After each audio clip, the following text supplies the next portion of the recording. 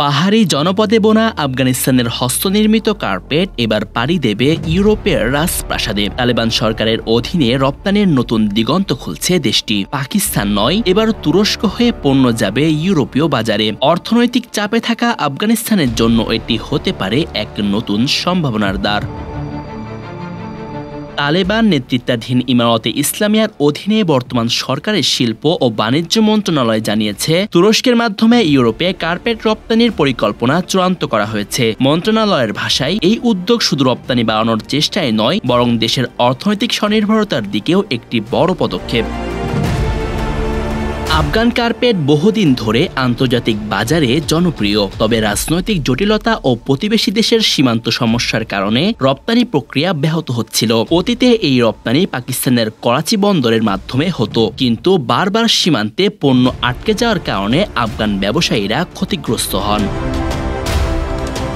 শিল্প ও বাণিজ্য মন্ত্রণালয়ের মুখপাত্র আব্দুস সালাম জাওয়াদ আখুন্দজাদা বলেন, আমরা বিকল্প রপ্তানির রুট গড়ে তুলতে চাই। এখন তুরস্ক ও সংযুক্ত আরব আমিরাতের মাধ্যমে নতুন পথ তৈরি করেছি। তুরস্কের মাধ্যমে ইউরোপে প্রবেশ করাটা আমাদের জন্য বড় সুযোগ। তিনি আরও জানান, তুর্কি কর্তৃপক্ষের সঙ্গে রপ্তানি শুল্ক হ্রাসের বিষয়ে ইতিবাচক আলোচনা হয়েছে। এতে ইউরোপে প্রবেশাধিকার সহজ হবে। 2021 সালে তালেবান ক্ষমতায় ফেরার পর আন্তর্জাতিক সম্পর্ক, কূটনীতি ও অর্থনৈতিক কর্মকাণ্ড নিয়ে অনেক প্রশ্ন উঠেছিল। তবে সময়ের সঙ্গে তালেবান নেতৃত্ব খাতগুলোতে স্থিতিশীলতা ও সুশাসনের ইঙ্গিত দিচ্ছে, বিশেষত রপ্তানি ও প্রাকৃতিক সম্পদ ব্যবস্থাপনায়।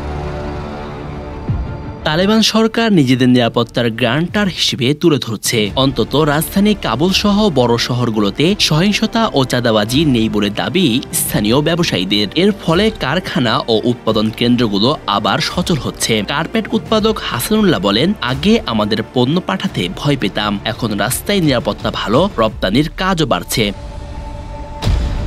কার্পেট ছাড়াও আফগানিস্তানে রয়েছে বিপুল পরিমাণ খনিজ সম্পদ, লিথিয়াম, হীরা, পান্না চুন্নি, লোহা ইত্যাদি। ইমারতে ইসলামিয়া সরকার এই খাতেও বিদেশি বিনিয়োগ আহ্বানের চেষ্টা করছে। চীন, ইরান ও তুরস্কের বিনিয়োগকারীদের সঙ্গে আলোচনা চলছে বলে জানিয়েছে বাণিজ্য মন্ত্রণালয়।